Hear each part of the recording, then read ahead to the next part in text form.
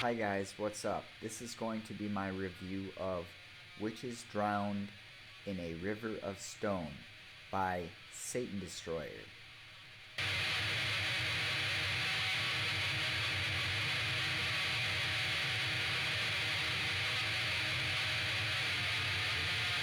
Now, for this review, I talked to Michael Williams of Satan Destroyer, and this is mostly a solo project.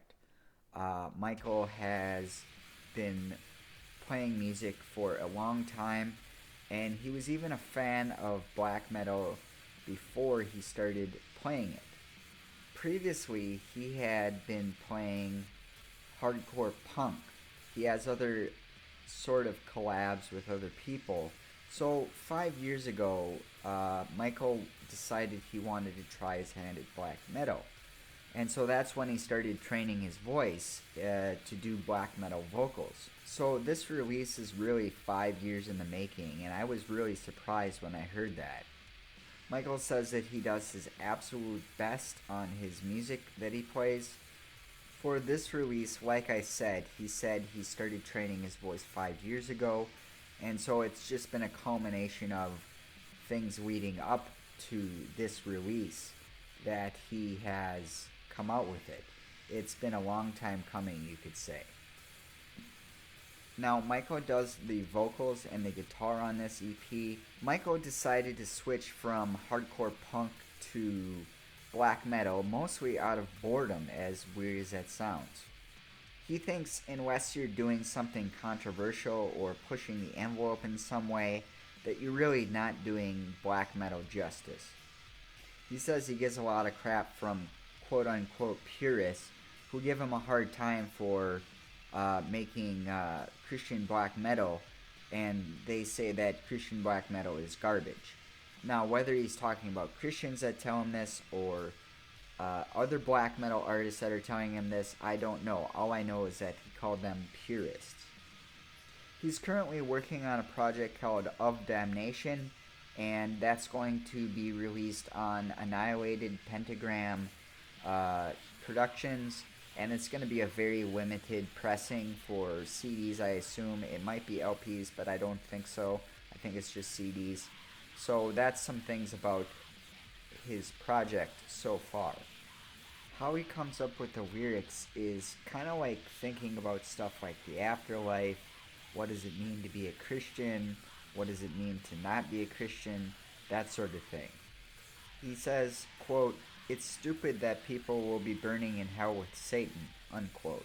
He continues, "Why waste good worship on some angel?" To him, it's just obvious to be a Christian. He says, quote, "Why set yourself on fire?" In other words, why burn in hell? He says, quote, "It's not that big of a deal that people don't believe in Jesus. It's their judgment, and you don't have to defend them on that day." In other words, he says, quote, "Let the blind lead the blind," unquote. And that's how he comes up with his lyrics, just by thinking about stuff like that. Now, he also says that he talks a lot about witches and whores and just what it's like to be an unsaved person. And he just thinks, why would you forfeit the free gift of salvation? I think that's kind of the impression that I get from this release, this whole release, really. Now, the lyrics are actually quite aggressive in this thing. As I talked about how he comes up with these ideas, these are very aggressive lyrics that really strike in the face people that are just non-Christians, people that are unbelievers, people that are witches, people that are whores. It really strikes them in the face in terms of what the lyrical content of this album is like. Let's move on to the categories, shall we? The rhythm really does go along well with the notes, I will say that right off the bat. Now, the rhythm and weight of the notes, the drums are pulsating, thick, and they're a mixed bag between fast and slow. Sometimes they speed up a little bit, but for the most part they're a little bit on the slower side. Now, the guitars are fast. They're pretty fast, and they're layered. They have like multiple layers to what's going on in the guitars. The note progression is great, but that's for the next category. Sometimes the rhythm and weight of the notes gets pretty heavy and thick with the thick drums and the layered guitars and that sort of haunting sound of the notes. And as far as the rhythm and weight of the notes, how the vocals work into this, is the vocals do go along fairly well with what's going on in the music here. So the rhythm and the notes and the vocals all really kind of coincide very well together. So that's a big plus for them. So overall, I'm going to give this a 2 out of 2.5. In terms of the notes and weight of the depth, this is his best category. There's a lot of repeating things in this EP, repeating notes, repeating patterns, that sort of thing. But something in the music changes just in time so that it doesn't stay stagnant. It doesn't feel like it gets stale at all, even though there is quite a bit of repeating stuff in it. The guitar riffs in this EP are excellent. The vocals and the guitars really take center stage in this production.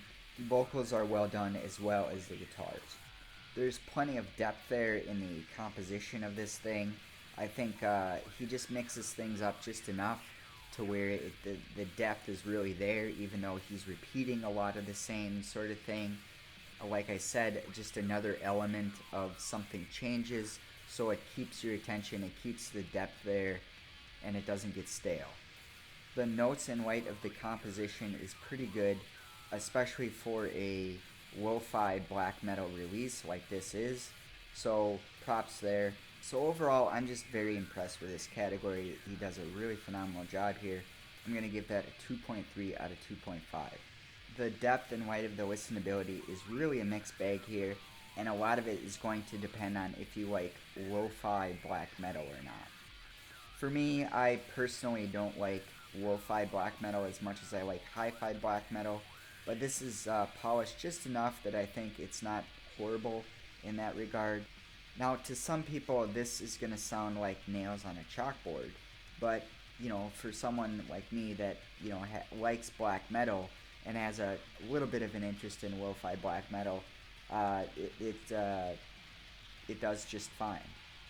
Now, it could be a little bit more complex, and the production could be a little bit better, but then we wouldn't be dealing with what we're dealing with here, and we would be dealing with something completely different. So if you're going to change those two aspects, you're going to change the whole thing, so it wouldn't even be the same thing at that point. This is not a bad category, but it could be a little bit better in the production aspect of things. So overall, I'm going to give this a 1.3 out of 2.5 average score. In terms of the listenability in light of the rhythm, this is really listenable for lo-fi black metal, I would say.